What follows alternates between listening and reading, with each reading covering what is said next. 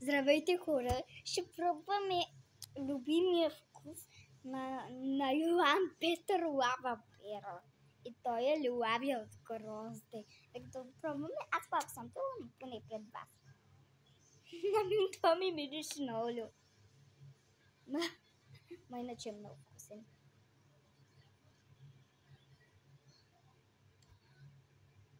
Много е вкусен, хора.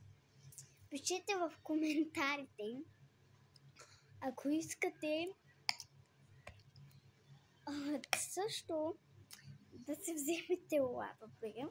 Само пишете в коментарите, искам да събера 35 000 лайка. И трябва да сте от Стара Загора, за да мога да ви го дам. Да ви кажете адреса си и аз когато... Ма поне да е октомври, до октомври.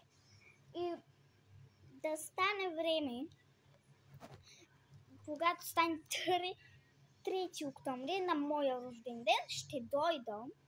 Или трябва да ме изненадате с нещо, защото е моя рожден ден. Добре, хубаво. Довиждане!